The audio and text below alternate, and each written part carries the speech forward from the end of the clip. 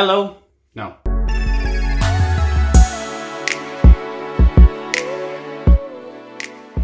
In today's video, I'm going to look at 4 more phrasal verbs, this time using the word back.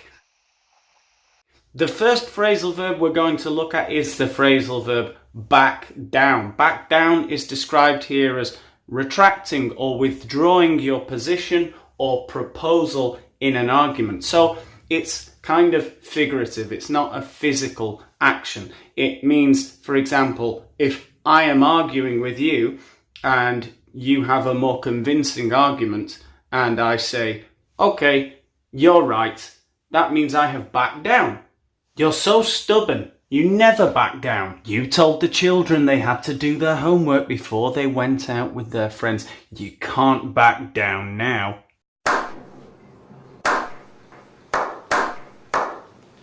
Phrasal verb number 2 that we're going to look at is similar to the first one we looked at. We looked at back down. Now we're looking at back off. This one is more physical. So this is more like in a physical confrontation. One person might back off, or you might tell somebody to back off. It means to physically retreat, to move away from, to remove yourself from the conflict. Back off, sir, or I'll be forced to arrest you. When he saw me roll my sleeves up, he soon backed off. Sure, Jan. The third phrasal verb we're going to look at is back out. And again, we get this idea of retreating from something, to go backwards, to get away from something. But again, this one is normally more figurative. When we say we back out of something, it means we fail to keep an arrangement. So you organize with somebody to do something. No, you have an arrangement and you back out of it. It's very typical to say he backed out at the last minute. Normally when we're talking about contracts or things in work, for example, we'll say they had an agreement but he backed out at the last minute. Or you're going to buy something, you're going to buy a house, and then you back out of the decision to buy it at the last minute. You back out of what you had previously arranged.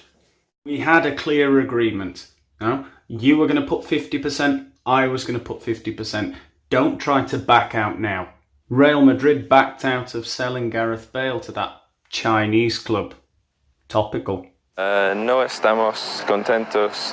And the fourth and final phrasal verb we're going to see today is to back up. So back up can be used in 2 contexts. It's used a lot in ICT when we're talking about making a security copy of something that you've done on a computer. Now, like you make a backup document. Now, so you back up your files, you back up your photos and videos on your phone. What do you mean you deleted all the files? But it's all backed up, isn't it? You didn't make a backup. Yes, sir. You're fired. So we get this idea of creating like a safety net, no, in case something goes wrong. Well, that is kind of similar to the other context in which we use this phrasal verb back up, which is when I back you up. No, I support you in some way, particularly in an argument, or if you are trying to affirm something, if you're trying to say that something is true and you have a friend who can back you up, you have an ally, somebody who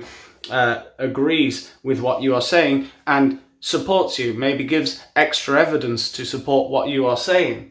They back you up.